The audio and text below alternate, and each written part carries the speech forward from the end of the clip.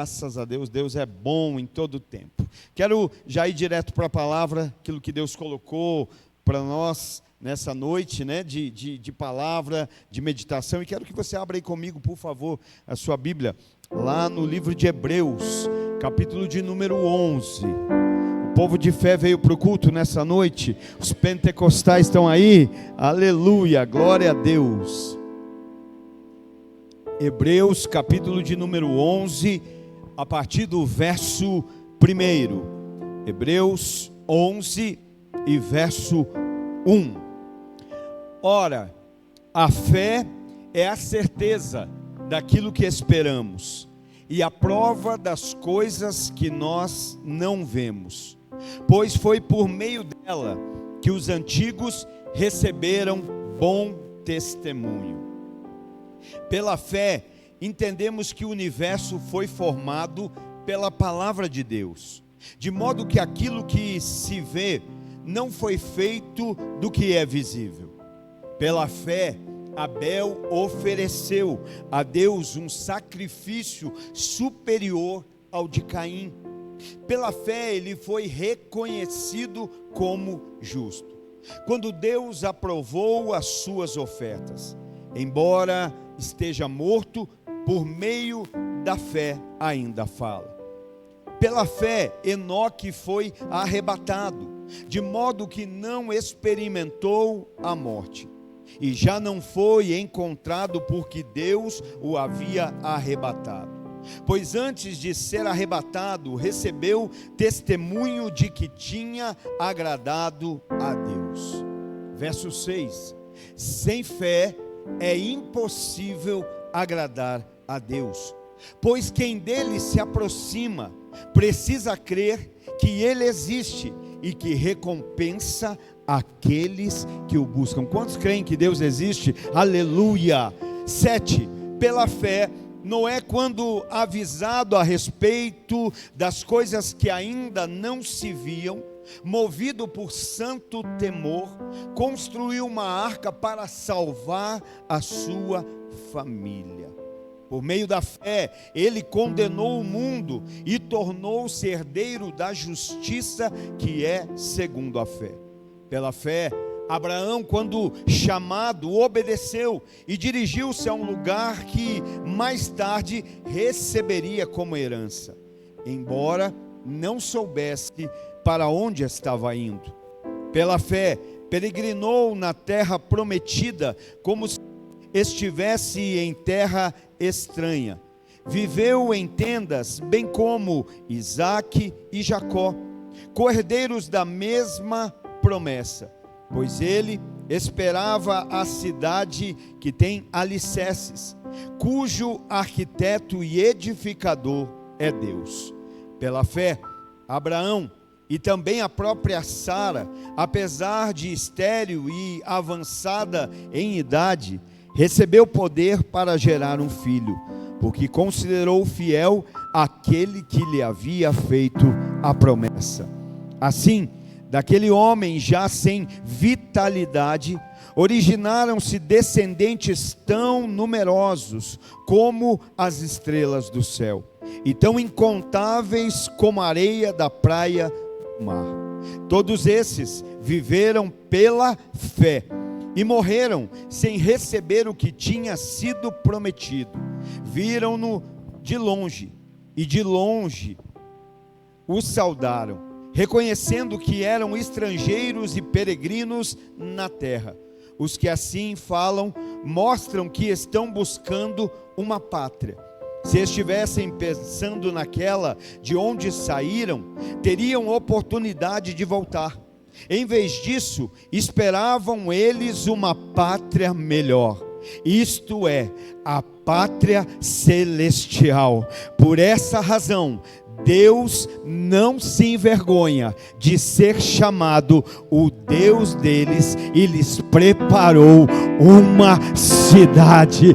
Pai, nós louvamos o teu nome, nós engrandecemos ao Senhor porque tu és o nosso Deus, Tu és o nosso Senhor e não há outro. Não há outro Deus sobre a nossa vida, sobre a nossa família, sobre a nossa igreja. Tu és o Deus Todo-Poderoso. Nós oramos nessa noite aqui porque queremos ter a nossa vida alinhada, ajustada, por que não dizer aprumada pela Tua palavra, porque queremos ser um povo que o Senhor não se envergonhe de dizer que é o nosso Deus. Queremos andar em conformidade à Tua palavra, à Tua vontade e nos movermos em fé. Portanto, oramos e pedimos: Espírito Santo, toma esse lugar, toma as nossas vidas, toma o controle de todas as coisas aqui, e nós já declaramos pela fé, Pai, que nós sairemos daqui transbordando da verdade, da virtude, do poder do Senhor, que não haverá resistência, que não haverá barreiras, mas que a Tua boa, perfeita e agradável vontade se cumprirá de uma maneira plena, em nome de Jesus, amém e amém. Você crê que isso é para a tua vida? Você crê que isso é para nós nessa noite? Eu creio. Nós vamos sair daqui alinhados, ajustados com tudo aquilo que Deus tem. Antes de entrar propriamente dito no tema da mensagem, que eu quero com muita graça, e peço a Deus graça, amor, sabedoria para transmitir, eu queria que você pensasse comigo, talvez você já viveu isso, até tem a irmã Edmara, hoje está com dor na coluna, né? Ela está passando aquilo que eu vou falar. Talvez em algum momento você precisou ir para um pronto atendimento, ir para um hospital com alguma dor, uma dor física ali que te incomodava, que estava tirando a tua paz, que estava gerando algum desconforto. E você vai até o pronto atendimento, até o hospital, porque você não quer mais ficar sentindo aquilo, você não quer mais ficar limitado por aquela dor, por aquele mal-estar.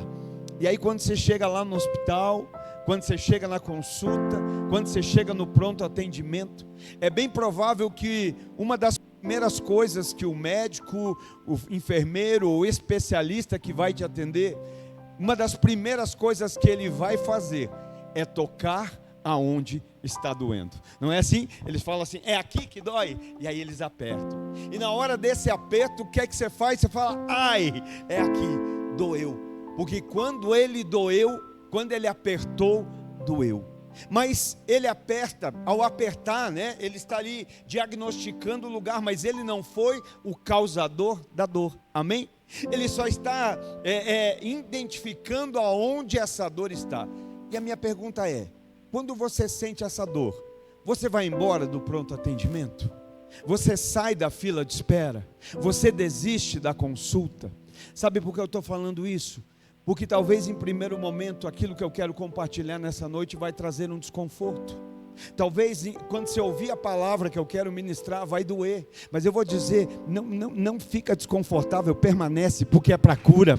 Deus quer nos curar nessa noite. Ele vai nos tocar, e tudo aquilo que Deus toca, tudo aquilo que nós permitimos Deus tocar, Ele cura. Ele só não cura aquilo que a gente não permite, mas se nós permitimos ser tocados por Deus, nós não voltamos do mesmo jeito, a gente vai ser curado em nome de Jesus. Alguém crê aí? Aleluia.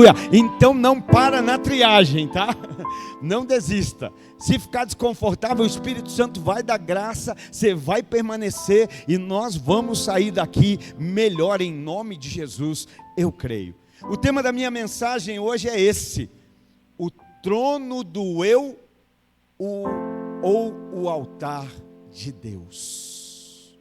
O trono do eu ou o altar de Deus. Olha para a sua vida hoje um pouco, porque é sobre esse cenário que nós vamos meditar.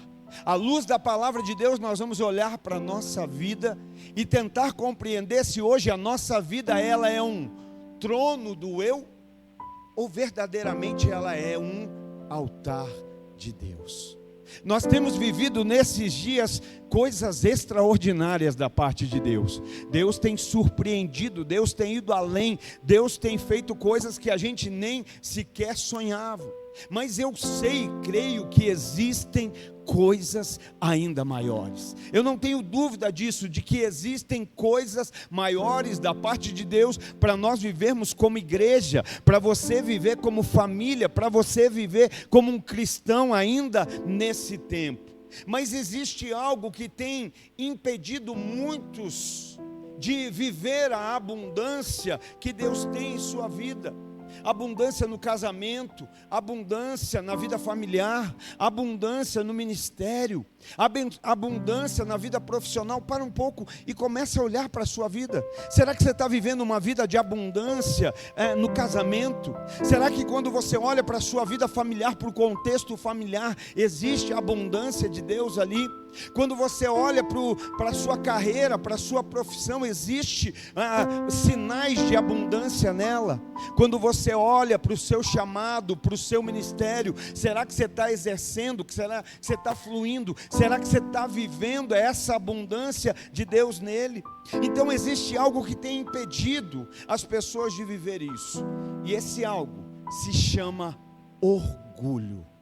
Muitas pessoas têm sido impedidas de viver o melhor de Deus por conta do orgulho. Para simplificar, a arrogância humana está roubando muitas pessoas de viver a abundância de Deus. A arrogância do homem está impedindo que ele viva a vida abundante que Deus já liberou. Quando a gente fala esse cálice vai transbordar, irmão, não é algo que eu acho que pode acontecer, é algo que eu sei que já aconteceu. Mas muitas vezes a arrogância nos impede de viver a abundância que Deus tem.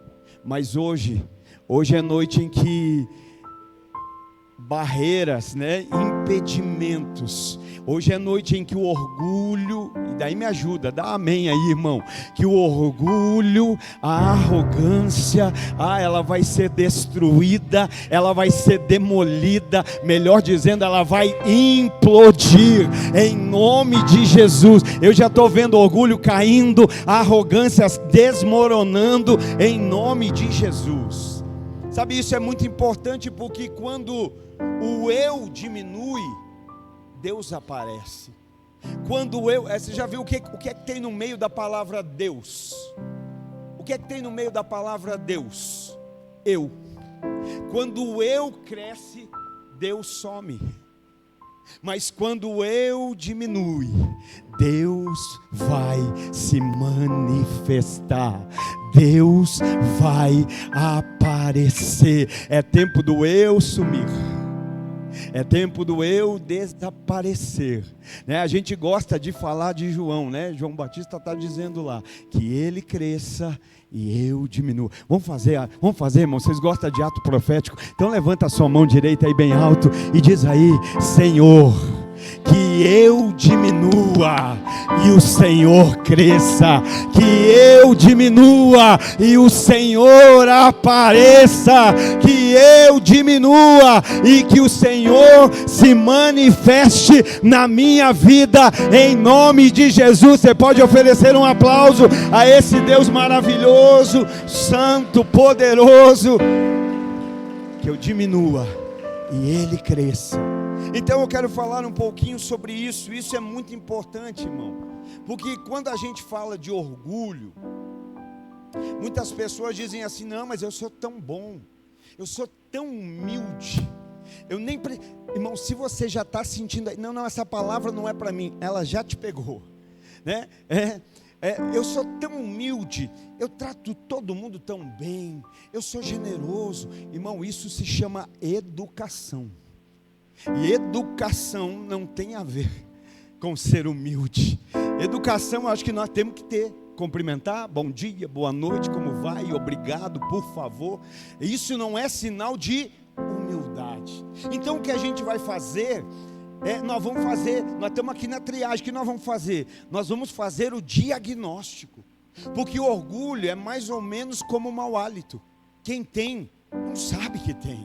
E nós não estamos aqui para um apontar na vida do outro. Nós estamos aqui ouvindo a palavra de Deus. E aí ela mesmo diz que ela é mais afiada do que espada de dois gumes. Ela é penetrante, capaz de fazer divisão entre alma e espírito, entre juntas e medulas. Então hoje a palavra de Deus vai apontar. Então hoje, né, não é para a gente olhar para o outro e dizer, não, isso aqui não é para mim.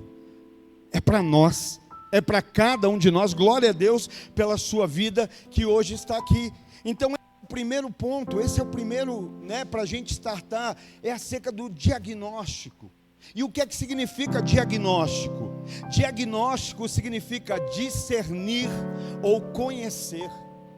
Primeiro a gente precisa ter discernimento, a gente precisa conhecer aquilo que tem.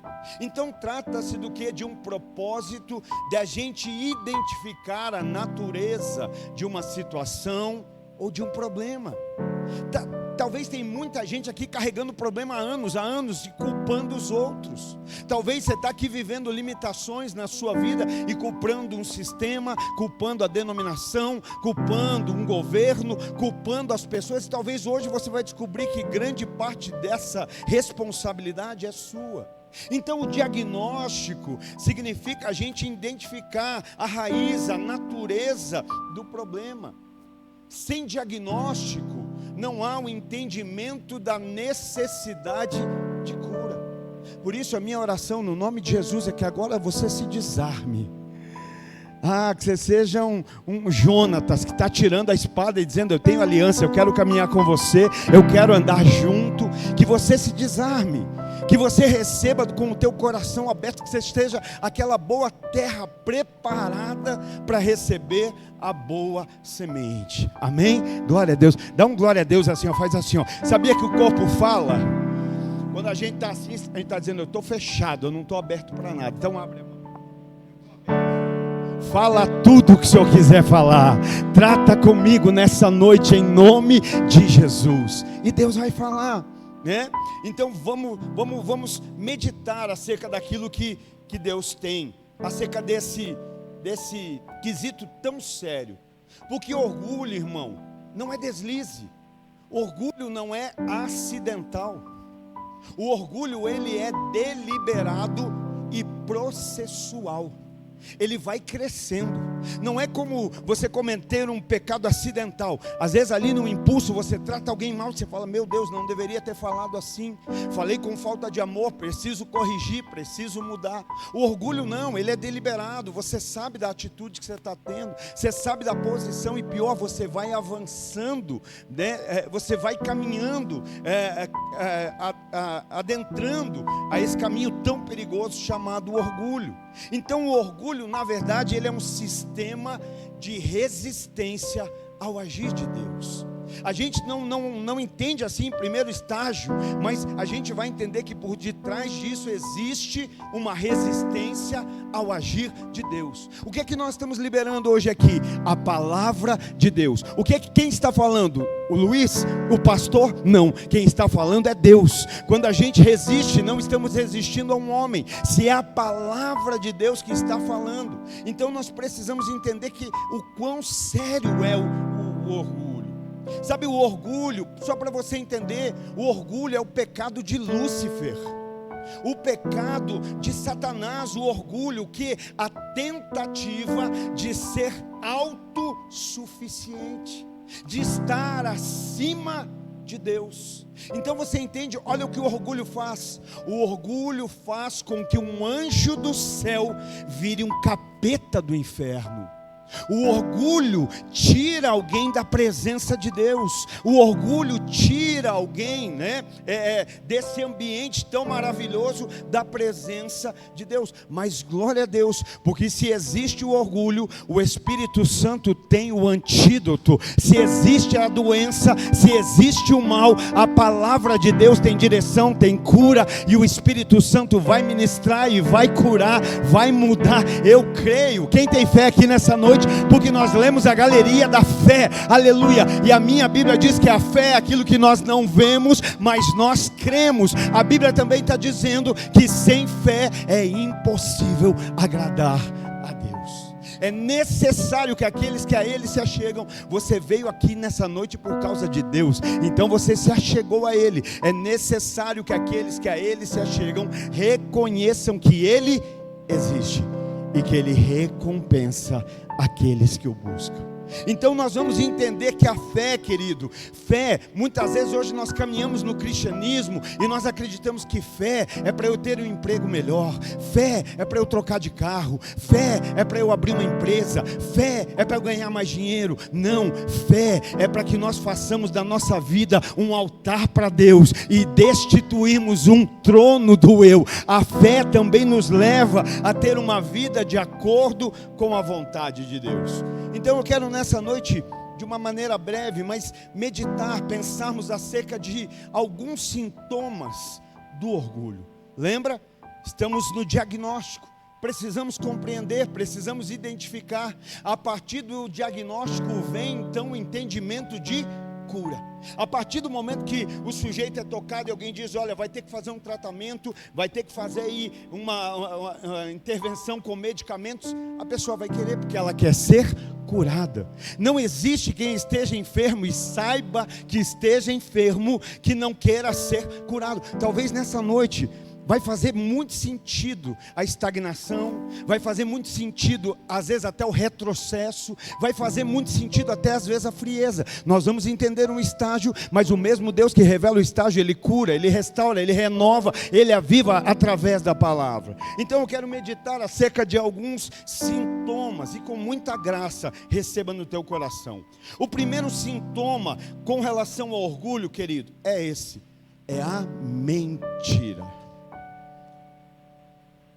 Normalmente, a pessoa orgulhosa, ela tem uma característica muito forte, que é a necessidade de ser aceito. O orgulhoso, ele precisa ser aceito. Aonde ele está, ele tem a necessidade de ser aceito. E para ser aceito, ele se esforça para parecer que é perfeito. Ele faz todo o esforço para demonstrar perfeição. Infelizmente, até mesmo se fizer necessário mentir. Há uma necessidade de aceitação, e por conta dessa necessidade de aceitação, há esse esforço para parecer. Só para te lembrar, nós não somos perfeitos, né? Perfeito é o nosso Deus. Um dia nós seremos, quando estivermos diante daquele que é perfeito, aleluia. Mas somos pessoas imperfeitas, andando com um Deus que nos aperfeiçoa todos os dias. Então, normalmente a pessoa egoísta, ela é capaz de mentir para sustentar uma falsa perfeição. Sabe? Eu me lembro de Jacó, quando Jacó vai se fazer passar por Esaú. Jacó vai se fazer diante do pai, que já está com a visão debilitada, para receber uma bênção. Olha só. O orgulhoso, para receber uma bênção, ele faz de conta que é quem não é. O orgulhoso, para receber uma bênção, ele mente, ele engana. Então Jacó, no intuito de receber uma bênção no lugar de Esaú, e pior, instruído pela mãe, né? Ele coloca pelos nos braços. E aí ele vai pedir a bênção para o pai. Olha só, o mentiroso chega diante do pai pedindo a bênção. O mentiroso para na frente do pai pedindo a bênção, né? Ele está ali, olha, eu quero a minha bênção, está aqui o alimento, eu quero a minha bênção. E de repente o pai passa a mão e fala, olha, a pele é como de Esaú, mas a fala é como de Jacó. Parece Esaú, mas quando fala, revela quem é de verdade. Olha só, tem aparência de Esaú, mas quando abre a boca, o pai diz, olha, a fala é como de Jacó. Gênesis 27. Então quando ele abre a boca, ele revela quem ele é. Está entendendo? O orgulhoso, ele tem a necessidade de ser aceito num grupo, numa comunidade, numa sociedade. Ele precisa se sentir fazendo parte. Você está entendendo? E aí, se preciso for ao engano, à mentira. Então aqui nós já vemos um sintoma, mas para esse sintoma há um antídoto da parte de Deus, há um antídoto da parte do céu. Hebreus capítulo 11, verso 2, olha ali o que diz: pois por meio dela o que? Por meio da fé que os antigos receberam bom testemunho. O que foi que os antigos receberam? Uma bênção, uma provisão, um milagre. Não, um bom testemunho. Testemunho fala de verdade. Testemunho fala de uma vida, fala daquilo que a nossa vida expressa. Lembra que Jesus disse lá em Atos capítulo 1, verso 9: ficai em Jerusalém, até que do alto vocês vão ser revestidos de poder, e aí então vocês serão minhas testemunhas. Então aqui está falando do que? Está falando do sintoma, do antídoto. Se o sintoma é a mentira, o antídoto é a verdade. Talvez enquanto você falava, você começou a se pegar. Não, mas alguém fala assim, aquela mentirinha branca. Irmão, deixa eu dizer, não tem mentira branca, não tem mentira preta, não tem mentira boa, não tem mentira má. Mentira é mentira. E a minha Bíblia diz que o pai da mentira é o diabo, e aquele que mente faz a vontade do seu pai. Então não tem a mentirinha do bem. Não existe. Fala para o irmão do seu lado: não existe mentirinha do bem. Diga para ele: mentira é mentira. Qual é o antídoto? A verdade. Como é que nós neutralizamos esse sintoma? Andando na verdade. Por quê? Porque o orgulhoso, ele ama máscaras. O orgulhoso, está o mundo desabando, a casa está ruindo, e ele põe a máscara: está tudo bem. E vai para o Instagram e ainda tira foto: está tudo bem. Porque o orgulhoso ama máscara. O orgulhoso ama fingir que está tudo bem. Mas a fé ama a luz. A fé ama a verdade. A fé ama a transparência. A fé ama aquilo que é verdadeiro. Quem tem fé, irmão, tem gente que fica querendo bancar o fortão, né? Mas a hora que cai é uma queda só, irmão. Mas quem tem fé não tem problema com a sua fraqueza. Quem tem fé não fica querendo mostrar que é forte. Quem tem fé não fica: eu sou durão, eu sou... Não. Quem tem fé reconhece a sua fé, porque sabe que reconhece a sua fraqueza, porque sabe que é na nossa fraqueza que se aperfeiçoa o poder de Deus. Então quem tem fé não tem problema em lidar com fraqueza. Tem gente que não é forte, é bruto, é ogro, é diferente. Tem gente, não, eu falo a verdade mesmo, não, é mal educado, orgulhoso, sem educação. Essa é a verdade. Mas quem anda em fé não tem problema com a sua fraqueza, não tem problema em reconhecer, né? 2 Coríntios capítulo 12, verso 9. Lembra quando Paulo vai lá clamar ao Senhor? Paulo, irmão, o apóstolo que sozinho escreveu mais da metade do Novo Testamento: Senhor, eu tenho um espinho na carne, eu já clamei para o Senhor tirar. Satanás, né, fica me confrontando, me afrontando.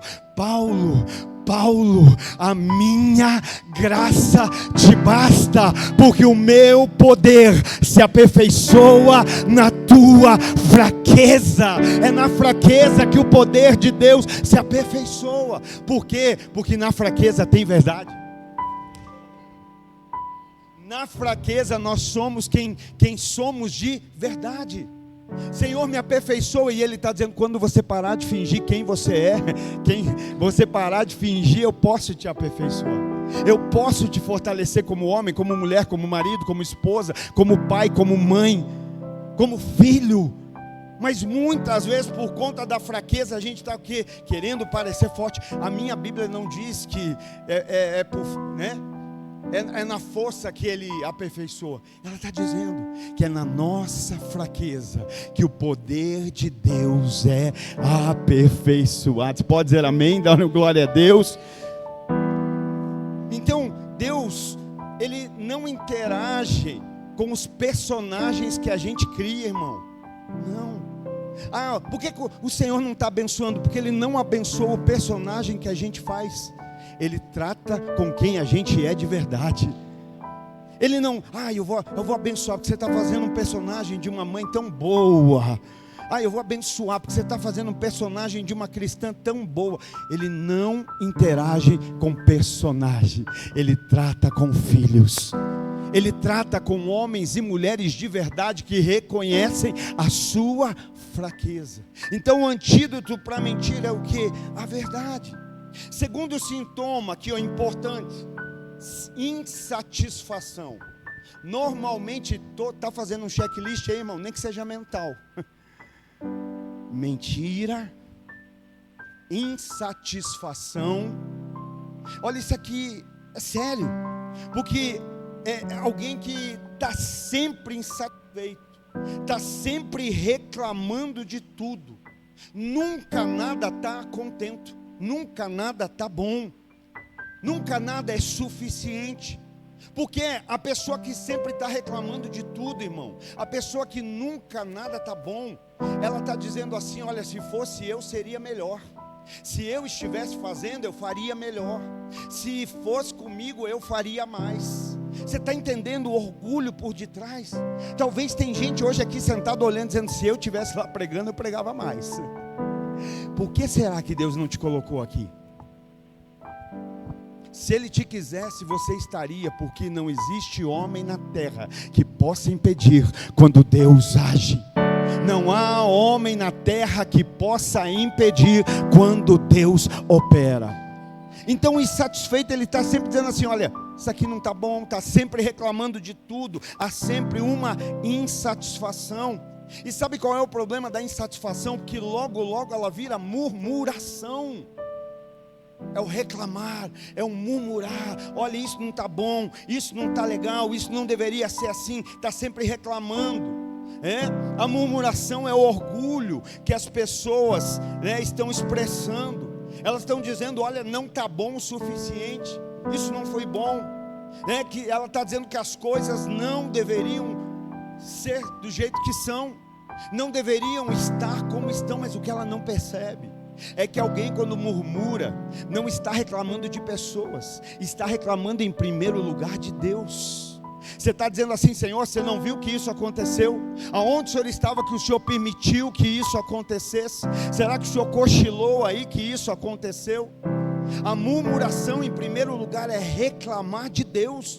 É como dizer: Senhor, o Senhor errou, o Senhor falou. Está entendendo, irmão? Segundo sintoma.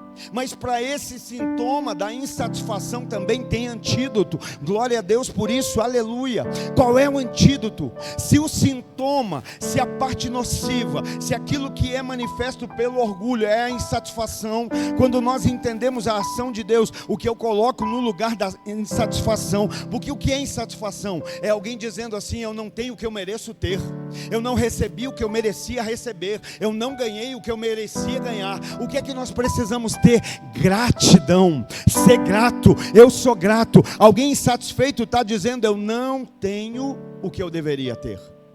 Alguém grato está dizendo: eu tenho muito mais do que eu merecia, eu tenho muito além daquilo que eu merecia. A palavra de Deus está dizendo ali, verso 3 do capítulo 11 de Hebreus: pela fé entendemos que o universo foi formado pela palavra de Deus. Quem crê que o universo foi formado pela palavra de Deus? Isso te traz uma alegria ou não? Da onde foi formado? Da palavra. Aleluia. E a mesma palavra que formou é a palavra que sustenta. Por isso nós nos alegramos, por isso nós somos gratos. Antes de reclamar pelo que você não tem, agradeça por aquilo que você já possui. Deus nunca vai te dar aquilo que você quer se você ainda não aprendeu a agradecer por aquilo que Ele já te deu. Há 8 anos atrás nós perdemos um bebê. A pastora estava grávida, poucas semanas nós perdemos. Mas ali no HMA, minutos antes da curetagem, dobramos o nosso joelho e dissemos: o Senhor deu, o Senhor tirou, louvado seja o nome do Senhor. nós não vimos, mas cremos que o Senhor cumpriu o seu propósito. Passou uns dias, ela precisou fazer uma consulta para saber o porquê não, né? Se tinha algum problema. O médico que nos atendeu um mês depois, olhou para a gente e disse: olha, a criança não teve má formação, então, depois até soube o porquê ali, né? Mas ele disse assim: alguma vez você já engravidou e nasceu vivo? Alguma vez você engravidou e nasceu vivo? Aí ela falou: na verdade eu tenho 2 filhos. Aí os bonitão aí, ó, esse moço lindo, barbudo, aí recebe, parecido com o pai. Amém, essa moça linda. Falou: temos 2 filhos vivos. Ele falou: impossível, não tem como. Você está entendendo o que é que Deus estava dizendo ali? Vocês não perderam um, eu já tinha dado 2. Você só fica reclamando que você não recebeu, quando ainda você não aprendeu a ser grato por aquilo que Ele já te deu. Tem alguém aqui que é grato ao Senhor por aquilo que já recebeu, porque Ele tem dado, Ele tem abençoado, Ele tem feito. Você tem uma casa, você tem um lar, você tem filhos, você tem vida, e você pode celebrar ao Senhor por isso. Você pode ser grato pela vida que Ele já deu. Já deu, já está aí. Então é ser grato. Ser grato. Como isso é importante, gente. Então, a gratidão, por quê? Porque a mesma palavra que criou, essa palavra sustenta, essa palavra aperfeiçoa, essa palavra alinha. Então, não fica se desgastando, tentando dar jeito naquilo que só a palavra de Deus pode dar. Confia, seja grato. Todos os dias, seja grato, confia, creia, obedeça, louve. Adore. Deus não te chamou para você dar jeito nas coisas. Deus não está procurando solucionador de problema. Tem alguém que é especialista em solucionar problema. Ele se chama Espírito Santo.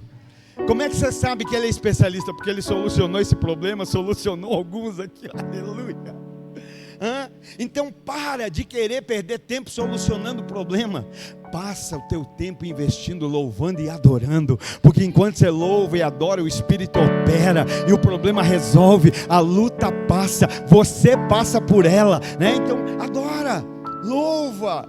Então não fica tentando dar jeito. Troque a reclamação pela adoração. Essa vale a pena anotar. Quer ver? Não precisa mais do remédio de dor de cabeça, da dor, da pressão. Não estou mandando ninguém tirar, tá? Mas começa a trocar a reclamação pela adoração para você ver. Você não vai mudar. Começa. Esses últimos dias eu estou direto lá. Eu sempre quando estou fazendo algo, eu gosto de me focar naquilo. Mas esses dias eu falei: não, eu vou fazer escutando louvor. Aí pus os foninhos e fiquei lá. Irmão, como é bom a gente adorar. Quando a gente não adora, a gente não cumpre o propósito pela qual a gente foi criado. Deus não está procurando os verdadeiros murmuradores. Ele está procurando verdadeiros adoradores. Aqueles que adoram em espírito e em verdade. Tem dor, mas eu estou adorando. Tem dificuldade, mas eu estou adorando. Tem desafio, mas eu estou adorando. Não tenho tudo que eu gostaria, mas eu estou adorando. Aleluia, estou glorificando. Não, porque irmão, alguém que precisa de algo para adorar, nunca o adorou por quem ele é. Se você só consegue louvar, adorar e se alegrar quando dá certo, quando o dinheiro entra, quando a venda aparece, quando a promoção chega, então peraí, você não está adorando por quem Ele é. O maior de todos os motivos para nós adorarmos até o fim da nossa vida já foi dado. Não, você não entendeu. Pastor, eu não vou, é um dia de cada vez eu recebendo para adorar. Não, o maior motivo você já recebeu. Você estava caminhando a passos largos para uma eternidade de condenação, para o lago de enxofre e fogo, para a condenação no inferno. Mas Jesus te alcançou, a graça te alcançou e o caminho foi mudado. Ele tirou você do lamaçal, Ele tirou você daquele lodo, daquele pecado e te pôs, firmou com os pés sobre a rocha, e hoje você tem motivo para o resto da vida para se alegrar. Vou dar um conselho para você, depois assista lá na sua casa a pregação da pastora Jack Hayashi, Jaqueline Hayashi. Algo que aconteceu nos últimos dias, ela descobriu que o marido há 10 anos a enganava, adulterava.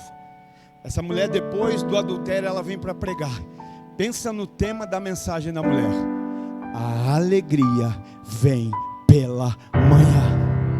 Alguém que descobre que o marido está traindo há 10 anos e consegue chegar diante de uma... Aí meu dedinho está doendo, a unha está encravada. Consegue chegar diante de uma igreja e dizer: o meu marido não é, nunca foi e nunca será o meu inimigo. O meu inimigo é o diabo, e na minha vida não tem lugar para o diabo. Está entendendo? O teu inimigo não é a falta de dinheiro, não é a falta de cliente, não é a falta de condições, não é a falta ou uma escassez ou uma necessidade. A nossa luta não é contra carne e sangue, mas contra principados e potestades, forças dominadoras do ar. A nossa luta é contra Satanás. E deixa eu te dizer, o nosso adversário, em nome de Jesus, já está vencido, porque a minha Bíblia diz que em breve o Deus de paz esmagará Satanás debaixo dos nossos pés.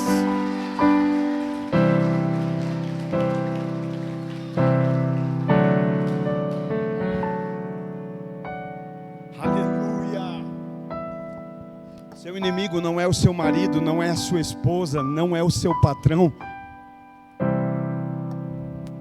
não é o seu pastor. E eu vou me esvaziar.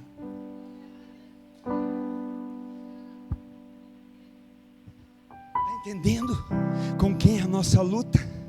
Com quem é nossa... Só que tem hora que você está brigando com o marido, você está lutando com o pastor, você está lutando com o irmão, você está lutando, que o diabo cruza os braços e diz: deixa que se mate, não preciso nem fazer nada. Deixa. Você está entendendo o que eu estou dizendo? Muitas vezes nós estamos fazendo o papel do inimigo, quando nós somos chamados para ser irmãos. Mas o irmão não é perfeito, mas o pai de todos é. Aleluia. E eu vou me esvaziar.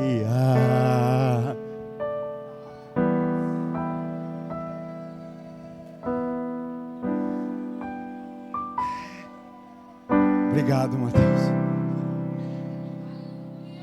Está entendendo? Está fazendo sentido, irmãos? Então olha aí.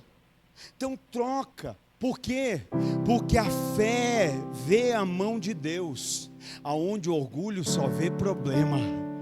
A fé vê a mão de Deus, aonde o orgulho só vê escassez. A fé vê a mão de Deus, aonde o orgulho só mostra crise. E aí quando eu entendo, eu adoro. Filipenses 1 e verso 6. E eu vou me esvaziar você.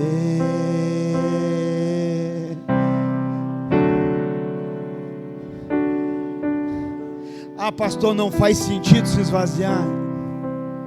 Filipenses 1 e 6. Estou convencido de que aquele que começou a boa obra em vocês vai completá-la até o dia de Cristo Jesus. Pastor, o que você está querendo dizer? Talvez não esteja como você gostaria, mas deixa eu dizer, Deus está trabalhando. Ele ainda não terminou, Ele ainda não acabou. Aleluia. Existe alguém aqui em obras, existe alguém aqui trabalhando, existe alguém aqui operando.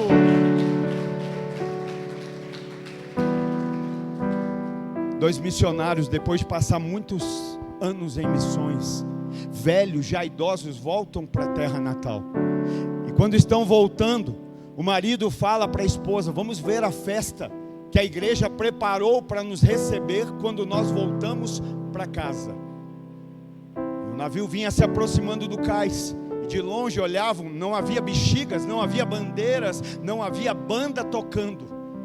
Quando o navio encosta no cais, O marido olha para a esposa e diz: essa é a igreja que nós servimos? Não veio ninguém para receber-nos, não veio ninguém festejar quando nós voltamos para casa. Eu vou dar uma volta para espairecer, e enquanto isso você pergunta para o seu Deus se é assim que Ele nos recebe de volta em casa, depois de tantos anos fazendo missões.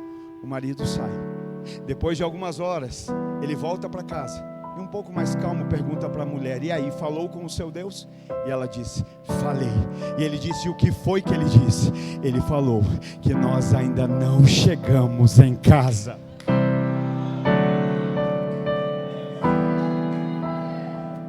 Ele está trabalhando, Ele está operando. Irmão, olha aqui, Paulo está falando com a igreja em Filipe, uma igreja vibrante, aleluia, igreja alegre. Mas quando você vai ler lá, você vai ver que eles tinham desentendimentos internos. Não é só a igreja de hoje que tem, né?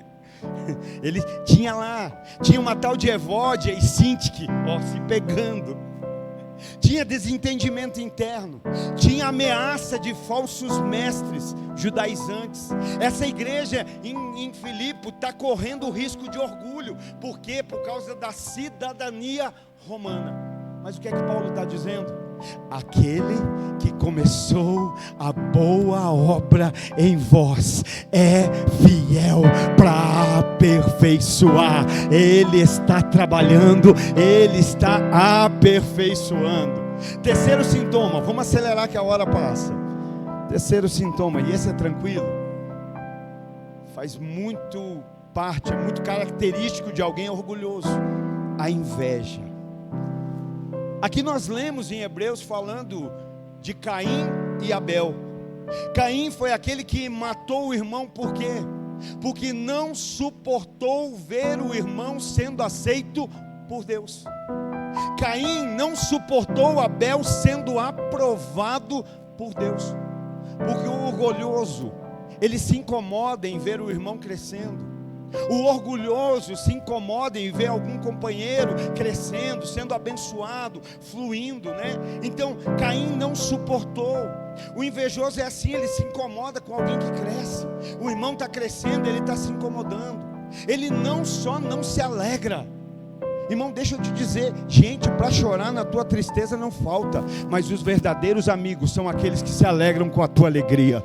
São aqueles que estão prontos para celebrar a tua vitória. É aquele que você fala: olha, conquistei, você vê a alegria. Tem gente que quando você começa a prosperar, ser abençoado, as coisas começam a acontecer, se afastam de você, porque não suportam ver Deus te abençoando. Mas que Deus nos guarde que não sejamos assim, né? Caim é alguém que não suportou, então ele não se alegra. O invejoso, ele não se alegra, ele não participa. Não, eu não participo, tá? Não quero nem ver.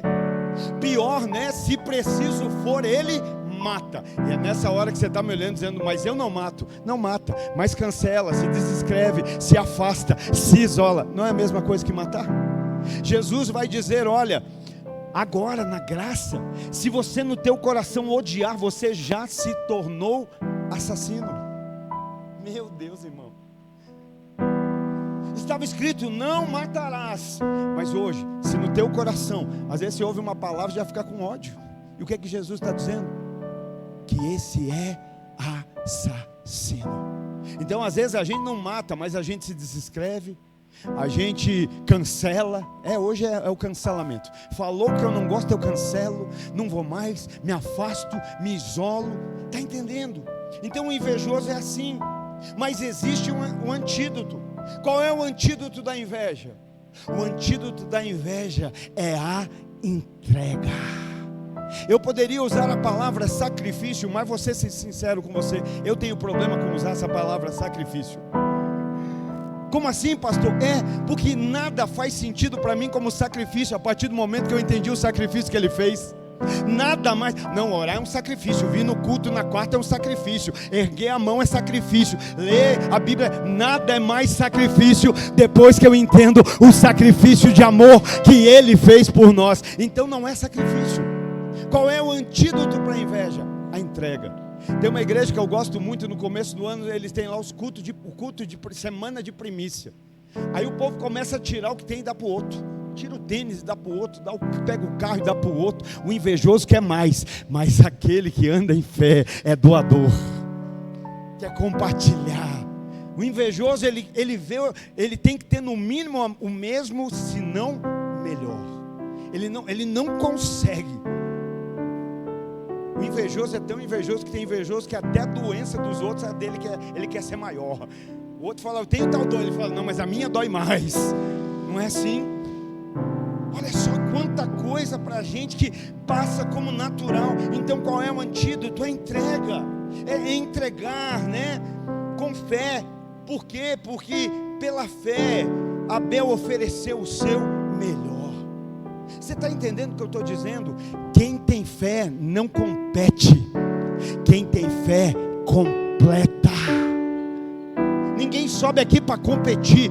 No culto de manhã alguém tocou, no culto à noite o outro vai competir. Não, estão completando. Um começou adorando pela manhã e o outro vai finalizar na noite. Aleluia. Alguém entrou de manhã fazendo e alguém vai terminar de noite completando. Porque a fé não compete, a fé completa. Nós vamos nos completando como irmãos, como família, né?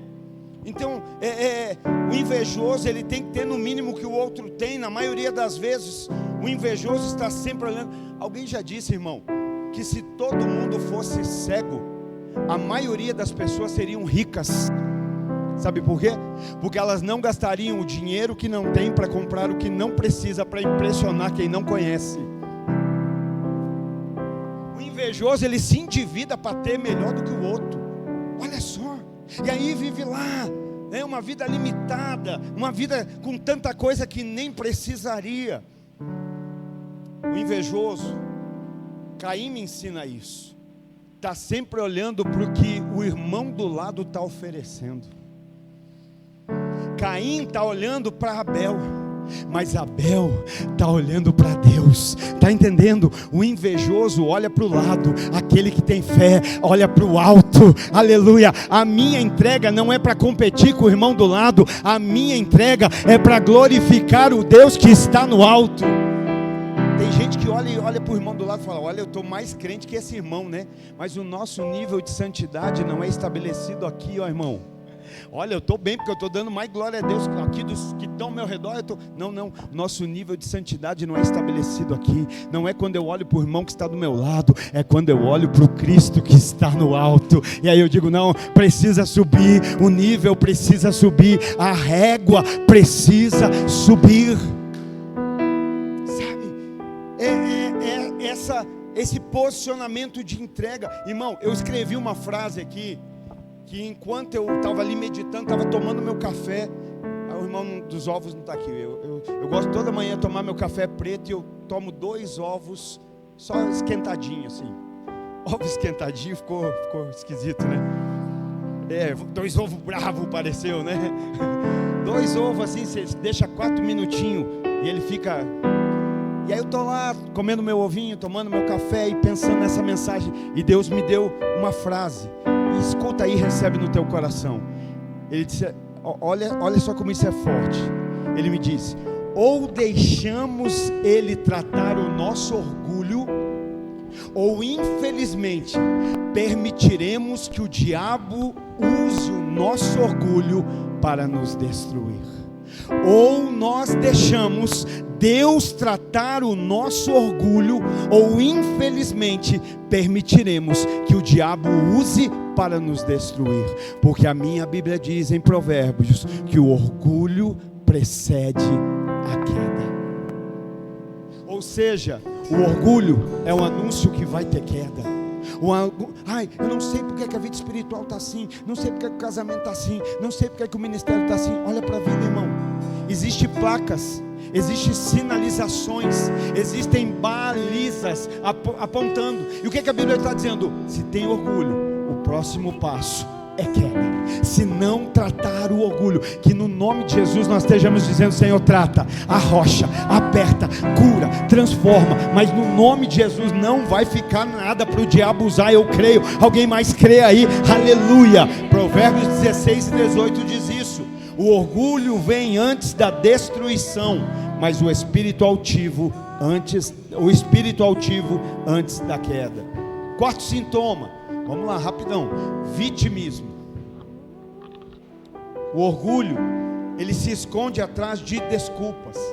Tem gente que fala assim: eu sou assim porque as pessoas fizeram isso, eu sou assim porque eu passei por isso, por aquilo, por aquele outro, eu sou assim porque tanta coisa me aconteceu. Elas tentam justificar as suas falhas nas falhas dos outros, no que elas fizeram. Tinha uma época que a gente gostava muito de assistir CSI, né? Investigação. E aí um dia eles estavam lá procurando um serial killer. E aí tinha lá o que era o comandante da equipe do CSI, estava lá até que ele conseguiu prender. E quando chegou no tribunal, aquele serial killer que tem crente que é quase assim, ele precisava ficar amarrado com um negócio na boca para não morder. E tem ovelha que morde, você sabia?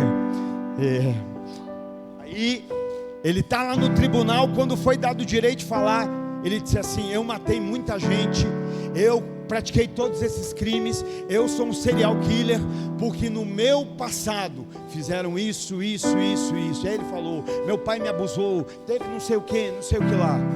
Naquele momento, a testemunha da acusação era o sargento do CSI. E ele pega a palavra, ele pega o microfone para dar a palavra. E aí ele vai dizer: olha, eu preciso dar a minha palavra, o meu testemunho.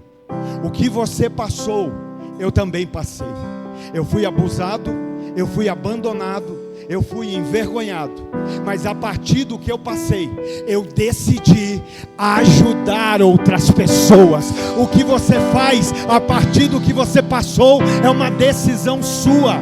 Um escolheu matar pelo que passou, o outro escolheu gerar vida. Aleluia. Pastor, o CSI está pregando, às vezes tem que ser, porque você fica dizendo: você não conhece o meu passado. O que diz respeito do teu passado que importa, eu conheço. Jesus morreu por você, tomou as suas feridas, tomou as suas enfermidades, pagou pelos seus pecados e te deu vida eterna. Não existe nada de ruim que possa superar aquilo de bom que Jesus já fez. Se tem algo que importa no teu passado, é isso. Por isso a gente não pode viver de vitimismo. Então qual é o antídoto do vitimismo? A obediência. E aí aqui no verso 7 de Hebreus 11 fala de Noé. Não é isso? Noé, pela fé, Noé, quando avisado a respeito de coisas que ainda não se viam, movido por santo temor, construiu uma arca para salvar sua família. Por meio da fé, ele condenou o mundo e tornou-se herdeiro da justiça, que é segundo a fé. Qual é o antídoto do vitimismo? Obedecer, ser obediente. Deus fala: ó Noé, faz uma arca que eu vou mandar um dilúvio. Eu vou acabar porque eu me arrependi de ter criado o ser humano. O dilúvio não vem à toa. O dilúvio vem porque Deus se arrependeu do que criou. Noé vai construir a arca, mas a Bíblia não diz que Noé fica lá reclamando: tem que construir essa arca. Vai vir dilúvio, vai acabar com tudo. Estou aqui cheio de trabalho. E pior, estou trabalhando por causa de um erro que nem era meu. Porque a Bíblia diz que Deus achou graça em Noé, homem íntegro, justo, reto e fiel. Ele podia estar reclamando: estou tendo que construir uma coisa que eu nunca fiz, que eu nem sei como. Estou tendo um trabalhão danado, e ainda não é nem pelo aquilo que eu fiz, é por causa dos outros. Mas Noé não fica de vitimismo. Noé anda em obediência. Não, eu vou repetir, porque vai fazer sentido para você. Noé não fica de vitimismo. Noé anda em obediência. Faz diferença? Faz. Se Noé, ao invés de obedecer, ficasse reclamando, toda a sua família seria destruída. Enquanto você reclama, a família está sendo destruída. Enquanto você fica murmurando, a família está sendo destruída. Enquanto você fica aí de falação, mas a culpa é dos outros, a família. Irmão, no nome de Jesus, quando você anda em fé, você sai do ponto de ser vítima para se tornar um protagonista do milagre. Eu vou fazer parte do milagre que Deus está operando, do milagre que Deus está fazendo na minha família, na minha casa. Sabe por quê? Sabe por que tua família está afundando? você não se envolveu com a construção da arca. Uma coisa é frequentar culto, outra coisa é estar envolvido com a construção da arca. Meu Deus, eu vou falar aí, eu estou aqui diante da minha nora. Noé entra com os filhos, com a mulher e com a nora. A tua família te segue hoje para dentro da arca?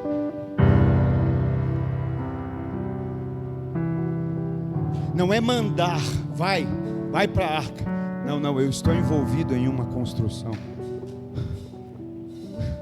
Eu nunca vi dilúvio, eu não sei o que é. Eu não sei o que é arca. E o meu pai é agricultor. Mas se ele está falando que é para a gente entrar, eu confio. Tem filho que faz tudo hoje, menos o que o pai e a mãe falaram. Não é porque é desobediente, é porque falta confiança. Está entendendo? A Bíblia não manda a gente apontar um caminho. Fala para o menino o caminho que deve andar. Anda, ensina no caminho que a criança deve andar, para que quando ela crescer, ela não venha se desviar. Não é um caminho que meu pai e a minha mãe falou, é um caminho que o meu pai e a minha mãe comigo trilhou, é um caminho que nós andamos juntos, é um caminho que nós aprendemos a andar. Irmão, deixa eu dizer hoje com muito amor e carinho, volta a construir a arca. Volta a construir não, volta a se envolver com a arca. Pastor, o que é a arca hoje? Um barco, um navio, uma embarcação? Não, o barco é Jesus. Ele é a nossa salvação, a tua, a minha, a nossa, da nossa família. Alguém pode celebrar a Jesus aí nessa noite? Alguém pode glorificar a Ele? Aleluia! Quinto sintoma, vai acabar. Aprovação humana. Tem gente que vive a sua vida buscando ser aprovado pelos outros. E o problema de quem busca aprovação humana é que quebra princípio divino. Muitas vezes, para receber aprovação humana, vai ter que quebrar princípio divino. Vai ter que quebrar, princípios de Deus. Então, orgulhoso, ele é aquele que é o escravo do que vão pensar de mim. O que é que vão falar de mim se souber disso? O que é que vão falar de mim se acontecer isso? O que é que vão falar de mim se não acontecer aquilo? O que é que vão falar de mim? Está entendendo? Está dependendo da aprovação humana. Sabe, ele é refém da opinião dos outros, do que os outros falam, do que os outros pensam. E pior, muitas vezes o que os outros pensam para ele é mais importante do que aquilo que Deus fala. Para o orgulhoso mais importa a opinião. Irmão, deixa eu dizer para você, tem gente que a terra aplaude, que o céu rejeita. Tem gente que a terra aprova e o céu condena. Ah, mas Deus permite, mas nem tudo que Deus permite, Deus aprova, Deus aceita. Tem muita coisa que a terra está aceitando, que o céu está reprovando. Então qual é o antídoto da aprovação humana? Confiar totalmente em Deus. Verso 8: pela fé Abraão, quando chamado, obedeceu e dirigiu-se a um lugar que mais tarde receberia como herança. Abraão precisou sair do lugar de conforto para estar no lugar de propósito. Abraão sai sem saber para onde vai, irmão. Hoje a gente diz que confia em Deus, mas Deus tem que dizer da onde nós vamos sair, como é que nós vamos sair, aonde nós vamos chegar, como é que nós vamos chegar, como é que Ele vai sustentar lá, o que é que vai acontecer lá. E ainda a gente fala assim: Senhor, eu vou fazer uma experiência. Mas Abraão, Deus fala: vai, porque enquanto você vai, eu vou te mostrar para onde. Sabe o que isso me ensina?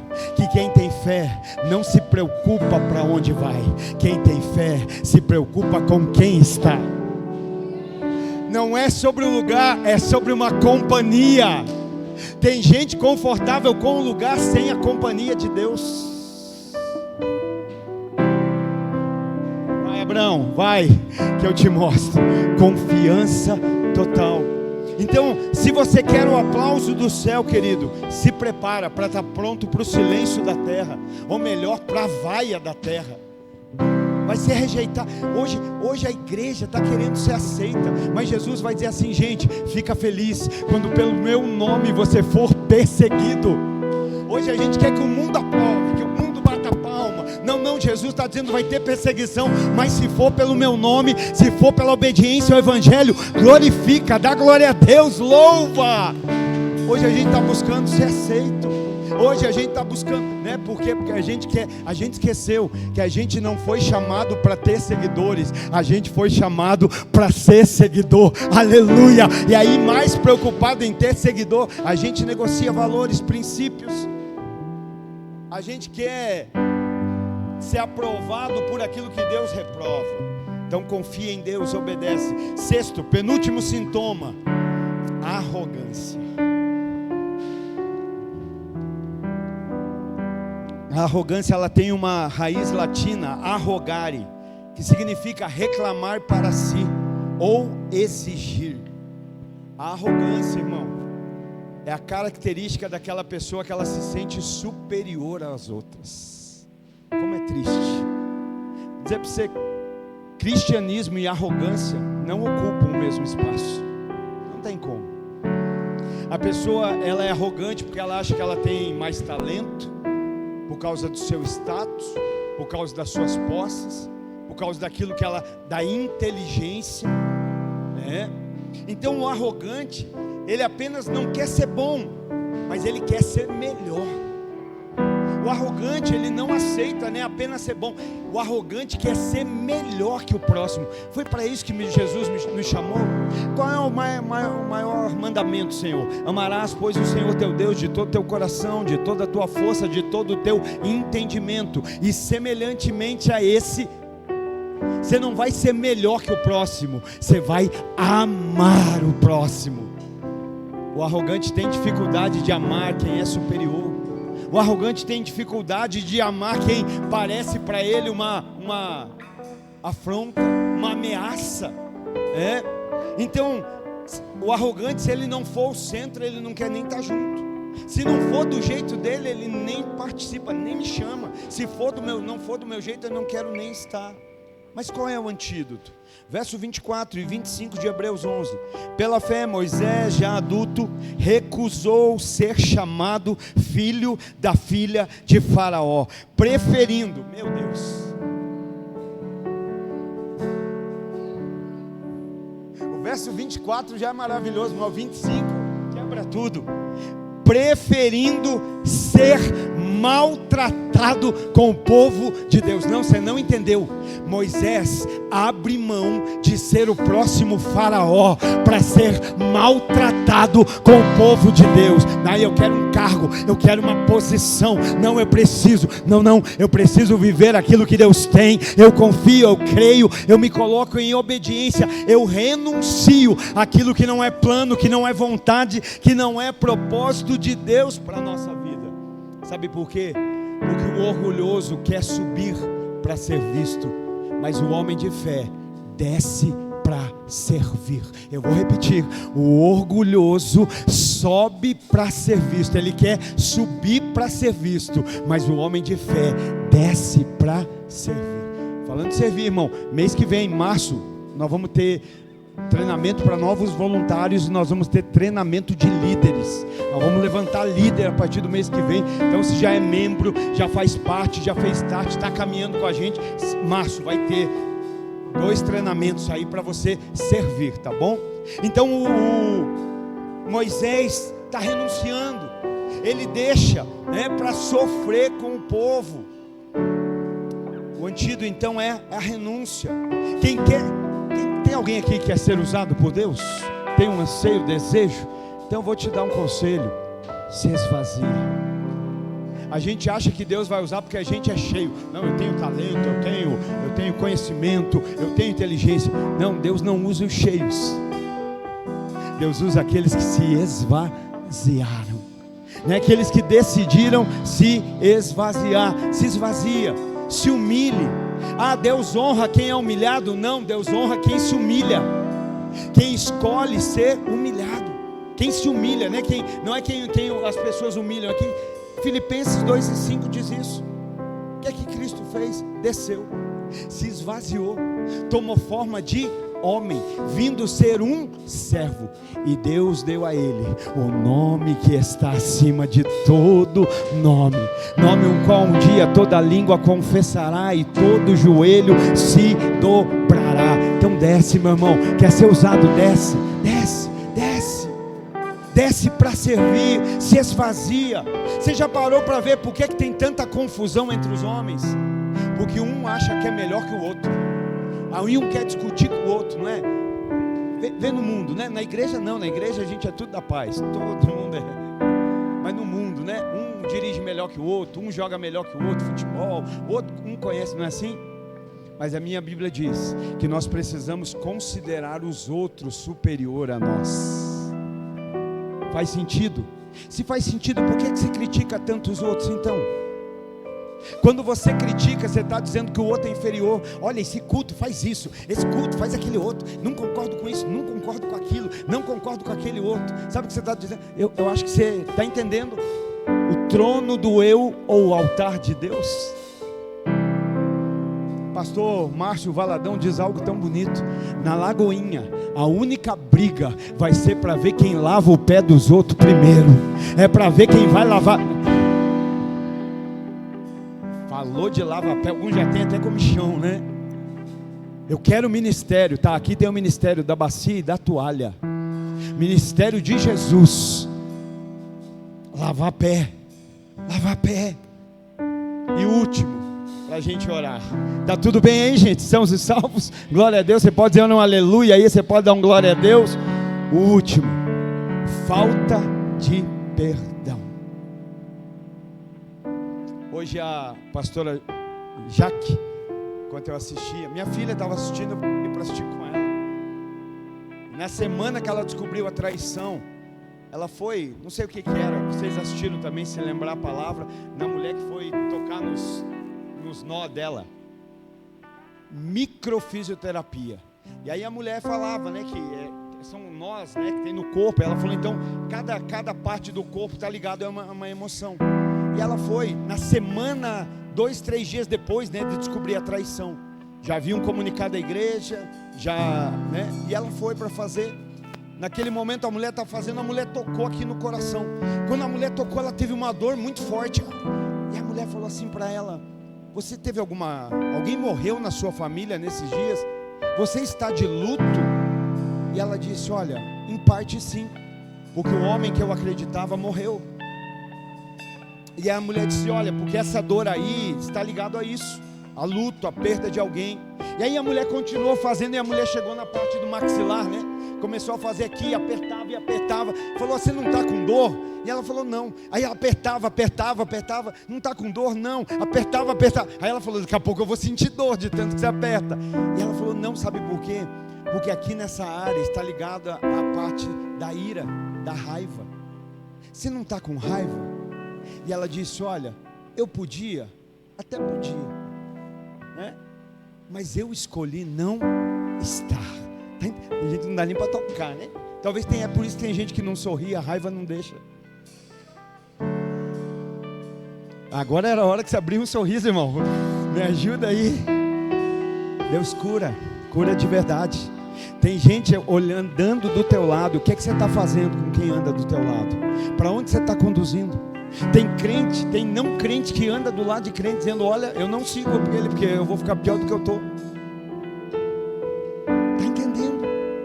Porque muitas vezes por orgulho a gente não permite a palavra nos tocar. Então o 7º sintoma, falta de perdão. O que é a falta de perdão? É o ressentimento. O ressentimento é o que? O orgulho ferido que se recusa a sarar. No orgulho, sabe o que acontece? Alguém feriu, mas nós nos apegamos tanto àquilo. Irmão, pessoas ferem pessoas. Quem aqui já foi ferido por alguém? Deixa eu dizer, eu não sei se todo mundo aqui já foi ferido, mas a grande maioria aqui já feriu alguém. E eu podia apontar alguns, mas prefiro não, deixa para lá. Mas todos nós já ferimos. Se fomos feridos ou não é outro assunto, mas nós já ferimos. Então, o que acontece? Quando alguém fere, quando algo é ferido, queridão, senta assim, ó. Ô, minha querida, eu preciso falar com você. Você fez um negócio lá, eu não gostei. Já pediu perdão? Tá tudo bem? Eu comprei até uma caixa de bombom para você, meu amor. Puta glória, é verdade, não é profético. Não fiz nada de errado, não, é só manifestação de amor. Mas tem algo errado? Verdade, lembra? Gente de fé não anda na mentira, anda na verdade. Olha, se me fez algo, mas eu não quero manter você cativa no meu coração. Por isso, se tiver que perdoar, eu perdoo. Se tiver que pedir perdão. Mas sabe do que a gente não libera? Porque a gente acha que tem o direito de manter preso. E quando a gente for conversar, a gente vai descobrir que a gente estava até enganado, que a pessoa nem se ligou que fez. Tem gente que sai da igreja, a gente fica, o que está acontecendo? Está tudo bem? Está tudo bem. Ou não está legal? Está tudo bem? Está tudo bem. E vai 6 meses assim, dali a pouco some. Aí sai falando para o mundo inteiro. O que aconteceu? Por que não foi homem, não foi mulher para dizer, olha, eu tenho uma situação, preciso resolver, porque eu ando com Deus de verdade, eu ando com Deus de vida, eu ando com Deus que não é mentira, que não é engano, que é verdade, amém? A minha Bíblia diz que não há nada oculto que permaneça oculto, não há nada no secreto que não venha a ser revelado, vai ser conhecido. Só que muitas vezes a gente não senta para conversar, porque a gente quer ter o direito de falar mal, a gente quer ter o direito de acusar, a gente quer ter o direito de apontar, quando deveria. A minha Bíblia diz assim: enquanto depender de você, tende paz com todos. A Bíblia não manda se guardar ressentimento, a Bíblia ensina a gente a andar com paz. Gente, tem gente aqui que critica tudo aqui, e eu amo. Não tem nada no meu coração, absolutamente nada. A pessoa às vezes nem desconfia que a gente sabe de tudo, porque a gente ama, a gente abraça, porque eu escolhi perdoar, porque a falta de perdão adoece. A falta de perdão, você está tomando veneno para que o outro morra. Quando você deixa de perdoar, você está ali bebendo veneno todo dia, dizendo, morre, morre, morre, e é você que está morrendo. Então, se a falta de perdão é o sintoma, qual é o antídoto? Escolher perdoar. Deixa eu dizer, e daí você já pode ficando de pé. Perdoar não é sentimento. Tem gente que fica dizendo, se eu sentir eu perdoo. Não, não, não. Perdoar não é sentimento. Perdoar é decisão. Eu decido. Não é se a pessoa merece, não é se ela não merece, é porque eu recebi um perdão imerecido, é porque alguém me perdoou mesmo sem eu merecer. Por isso eu escolho perdoar. Se a falta de perdão adoece, perdoar fortalece, renova, restaura. Verso 31. E aí nós caminhamos para o final para orar. Pela fé, a prostituta Raabe, por ter acolhido os espiões, não foi morta com os que haviam sido desobedientes. Eu não olho para o passado, eu olho para o presente. Não ache que Deus vai usar desobediente, irmão. Não ache que Deus vai usar revoltado. Não ache que Deus vai usar quem não perdoa, irmão. A Bíblia diz isso, o Pai Nosso ensina isso. Como é que Ele vai perdoar se você não perdoa? Você quer que Deus te perdoe na mesma proporção que você perdoa o outro que você tem perdoado?